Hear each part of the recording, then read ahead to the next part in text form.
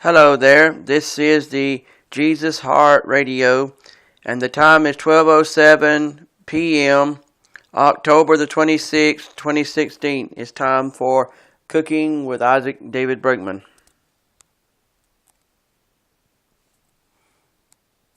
Today we're doing a recipe which is a vegetarian lasagna, and you use ricotta cheese, you use spinach, and you use, see, what else do you use? Easy. I have some ricotta there if you want to give that a stir. With some spinach. This is from the freezer. All right, so we're doing some a shredded mozzarella. Shredded mozzarella. And some egg. And some eggs. And some garlic. And some garlic. And a little bit of salt. And a little bit of salt. Okay, Harry, bring that down here. I'm going to show you how to build these spirals. So I've cooked some lasagna noodles. Right. And you just want to lay them out like this. Okay, take about a tablespoon of that mixture and put on one of these. Okay, that looks good. Now spread it out. Spread it out. Spread it out here. What you're doing is spreading that material that you just heard about over some lasagna noodles. Very good, very good. You're learning quickly. Okay, so you just take these and roll them up like that. Your kids can even help you. And you roll them up, like they said. Okay, so top it with some sauce. You top it with some sauce. All right. So this is, okay, we're doing this now? We're doing it just like this? Do it just like this. Right. Okay, that's very good, Harry. Okay. All right, so in the freezer, I have one. But when you do all this, it's basically taking ricotta cheese, some mozzarella cheese, some salt, some garlic powder, some spinach, and stirring all that up and putting some eggs in it too while you're stirring it up. And then lay down a sheet of parchment paper or butcher's paper and lay on top of it, like the wax paper, and lay on top of it some lasagna noodles. And when you do that, you put the materials inside, the materials you stirred up, you put them in on top of the lasagna noodles, and you roll up the lasagna noodles like one of those fruit roll-ups. And then when you get them all rolled up, you put a lasagna sauce or spaghetti sauce on top. And then when you get through, you don't cook that right away. You just get it ready so when you get ready to cook it, it'll be ready. But while time is going by until time to cook it, you're sitting it in the freezer. So it's basically a frozen dinner lasagna style. So there's that. I also like to tell you a recipe where you get you some of the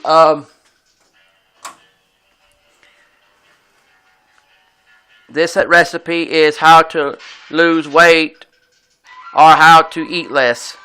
Get you some Body Fortress Super Advanced Isolate Protein, or ISOLATE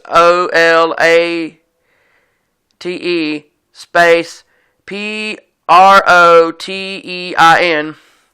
You can get that at Walmart's in the peel department of the pharmacy. Get you your favorite creamer, like powdered creamer, coffee creamer. This is for the ones that like coffee. If you don't like coffee, you can do all this without the coffee. And get you some chocolate syrup that is sugar-free chocolate syrup, the good kind.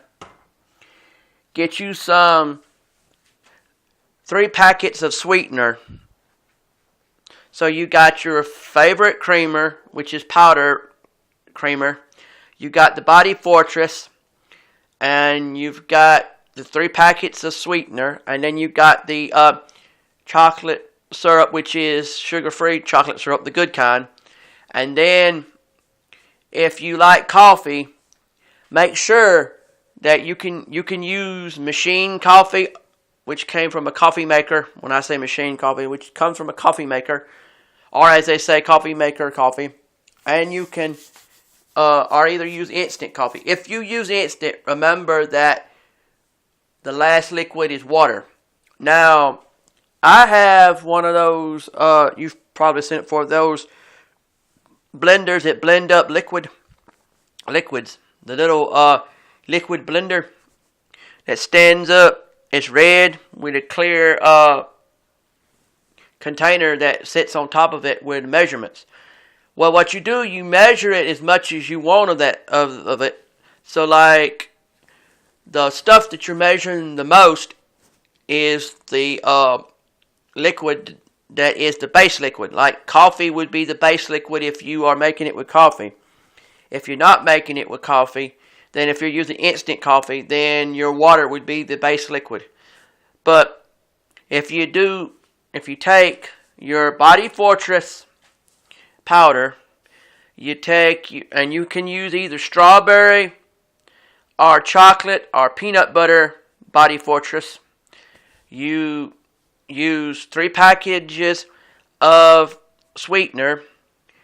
You use some powdered creamer, your favorite flavor of powdered creamer, chocolate syrup, sugar-free chocolate syrup, and if you like it, you can go ahead and brew you some coffee in the coffee maker and use that for the base liquid, and take all those syrups and powders and stuff together and put them in either a blender or a little mixing blender that is for like any kind of mixed drinks, even if it's alcohol or not alcoholic. But or if you don't have one, use a regular blender and mix all that up. And when you do, get you a cup, no matter what size, as long as it'll hold as much as you want at the time. Pour it in there and drink that. You will notice that you will eat less because it keeps you from wanting to eat a lot of food. You may want to eat a lot of food, but your stomach says, nope, I only have, like your stomach all of a sudden grows its own brain and says, no more food. As in, you eat so much and then you don't want no more, so you eat less than you used to eat. That comes out to be pretty good. Okay, I got one.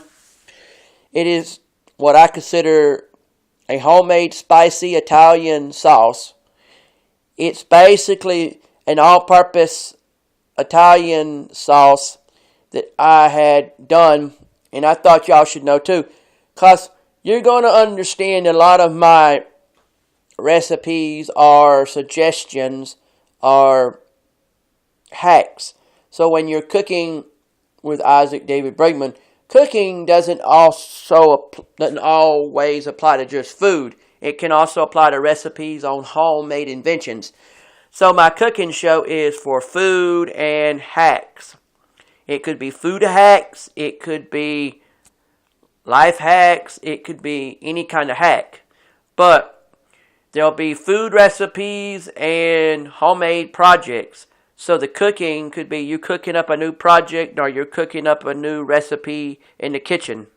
So I'll tell you a lot of ideas and things you can try. Like, for instance, get you some Italian dressing. I got the good kind that was affordable. And get you some hot sauce. And then get you some of that. I use McCormick's Perfect Pinch Salad Supreme Seasoning. It's basically that salad seasoning from McCormick, that Perfect Pinch. I take the 3 ingredients and I mix them together and shake it up till it's all shook up good enough. It may look like with the amount of that salad seasoning you put too much in, but after you shake it up enough, it should work. I have me one of those little portable salad dressing bottles, the silicone kind with the plastic top, and I put some in it so I can carry with me because I go places like church and stuff, and I want to take some with me so I can have it as a seasoning, like a liquid seasoning for my food. It's basically a sauce or a liquid seasoning you can put on anything. And I have put it on anything, and it's been good to me. There's that one. And then there's one where I purchased a little green box, which was basically a recipe card box or a coupon box. It's basically one of those green boxes that the people kept in the kitchen for their recipe cards and either their coupons from newspapers and stuff. I took a knife. When I got home, this is an actual homemade safe box. You don't really have to use it as a security box or a safe. You're just using it as a box that you can lock up in some form with a lock or either with clips of some kind or some way of locking it up. You're not trying to keep people out. You're more like trying to just make sure that it's closed good enough. But what I did was took the box, the green box, and I took a knife, heated the knife up. Turned on the stove. I turned on the front burner to high. It was an electric stove I used. And what happened was I stuck the tip of the knife to the hot burner. Once the tip was hot, I scored the top of the box on both sides. Say you draw a square on top of the box in your head. So you imagine where a square would be on the center top of the box. So on the left and right side, you score the box with the hot knife. So now you've got some lines all the way through the box. That is where you stick things through it to make a handle. I started out making a chain handle for it, but a little bitty chain, one of them little chains you might make like a bracelet out of, or like a chain bracelet, or maybe maybe you could use it for a chain on a chain wallet. But anyway, then it dawned on me. I had an old handle from a little sand bucket. And so I took that handle and I put the rings at the bottom of the sand bucket handle through those holes. And I took a key ring and secured those two rings at the bottom of the sand bucket handle together with the key ring. So now I had the white handle. Well, now on the front of the box, under the opening on the left and right side, in the front of it, you know how there are places on the front of some boxes, like toolboxes, where you can put a lock on it?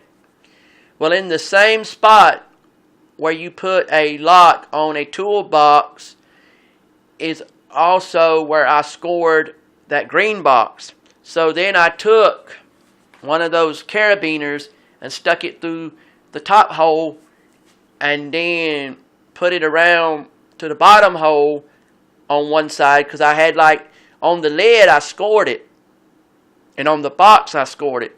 So that space where the top part meets the bottom part of the lid, there's two holes there, one on the lid and one on the box. So that means that you can basically stick that carabiner through it, about like how you would stick a hook through a fish's mouth, and then you've locked it. Well, I took a chain and I stuck it through the two holes on the other side, which was on the opposite side, on the front, and I stuck it through the top and bottom hole the same way like I did the carabiner, except it was a chain, little chain.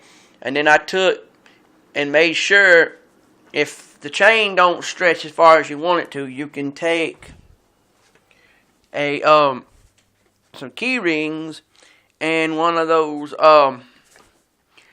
necklace or bracelet latches, and because I had the chain going through the carabiner, and I had attached to the chain was a key ring, and attached to that key ring was another key ring, and then that jewelry latch thing, and then another key ring, and then it's attached to a chain. It would make more sense if you could see what I'm talking about. But the point is, you could take and take the box, take the top of the box, because a lot of these boxes did have a square on top.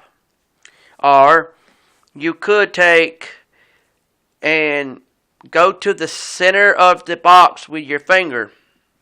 And when you go to the center of the box with your finger, then on the left and right side of that finger that you have in the middle of the box on the lid, because you got to close the box up and measure the box by taking your index finger on one of your hands and sticking it on the middle part of the lid while the lid is closed. On the left and right side of your finger is where you'll be burning holes that are lines in the box with that hot knife. When you do, then you can stick your string or your chain or your plastic handle or whatever through those holes there and secure them. So now you have what looks like a, if you're using a sandbox handle, then it looks like a Easter basket handle, but it's alright for what you need to do. Then at the bottom, where the top meets the bottom, which means where the lid meets the box itself, you take and look at where that latch is that closes the box. Well, on the left and right side of it, pick a spot where you take and you put a hole on the part of the lid that meets the box, but don't go too far down or you'll go too far. And then under that, put a hole there, so then you can stick a chain or a lock through it, and do the same on the other side. You can stick a chain or lock through that. So it's basically just having a box where you could put lock holes on it to lock it up with a lock, or you could put lock holes in there to put a chain or a carabiner through it to lock it up. So it's basically about like having a toolbox, but not for tools. It's more like for putting things in it that you carry with you places. Like if you go somewhere, like say you went to church and you charge up a cell phone, or you charge up multiple items at church or at work or at home. If you knew you were going places with those charging materials like the USB port wall plugs and the USB port cords, then you could take those. Like a lot of your cell phones nowadays don't use regular plugs. They use the plug boxes that have the USB port holes, and then they have the USB port cords. Well, if you have USB cords and USB cord boxes that you use on cell phones, then you could put a bunch of them in that box and then carry it in the back of your vehicle. So if you get somewhere and you or someone you know needs to charge up their setup, you can do it in a car or truck or either a house or a business. There's that to think of. And then there's the one where this is a deal for notepads. Take you either one of those lanyards that goes for your keys, you know, the ones you, like a lanyard where it's a cloth belt that attaches to your pants and goes into your pocket. Like there's some that say Rockstar or whatever. You take one of them. If it's not long enough, add an additional a key ring to it and a chain. But what you do is you make it long enough to where you take an old cell phone case, those big long cell phone cases, them black ones that hold the big old cell phones that look like they're as big as a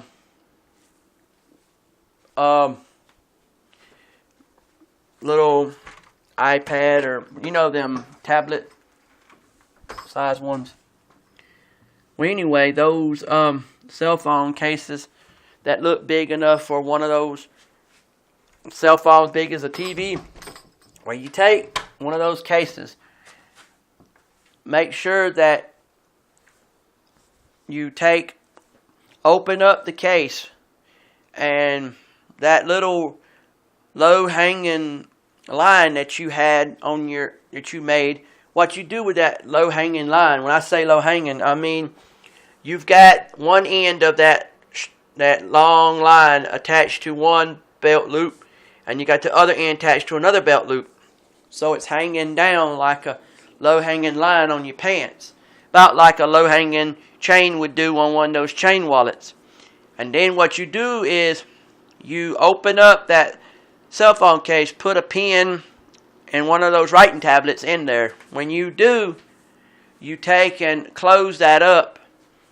So underneath that door on that cell phone case will be that low-hanging string or chain or whatever you used. And then when you close it, you've got a little square bag or box made out of a old cell phone case to have your little tablet. And I say tablet, I'm talking about writing tablet where you write on it with a pen, you know, like paper and pen kind, like the kind they used to use back in the days of the old-timey detectives and writing tablets. Well, you'd have you a holster for one on your pants now that you did that. There's a lot of ideas out there. You just have to understand how to do it right and how to do it like you're supposed to. And that's also like saying getting you a lamp that goes to a computer, one of those plug-in lamps, the thick blue ones. Getting you a little Coke bottle, the kind you get from the refrigerators in gas stations, the little ones, not the big ones, but the little ones. And you cut the top off to where the top looks like a funnel. Then you stick that, and before you finish, my suggestion is get you some glue and get you some tinfoil. Glue the tinfoil to the inside of the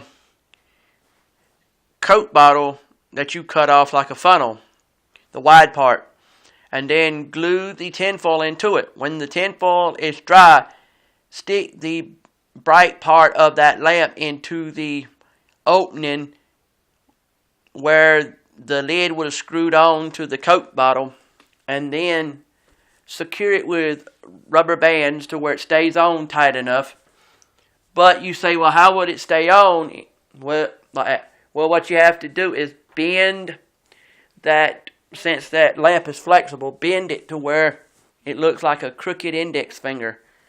And then when you do, that means you can take that ring that's on the Coke bottle that is made into the Coke bottle on the part where it screws in, and you could take and wrap rubber band around it so it'll stay secure into that hole there. Now, by doing all that, you've caused yourself to be able to, when you plug that lamp in to one of those USB port plugs, to have you a lamp that basically have like a lamp or flashlight. Well, I'll let you go. Have a nice day, and God bless you. This is Cooking with Isaac David Brigmond.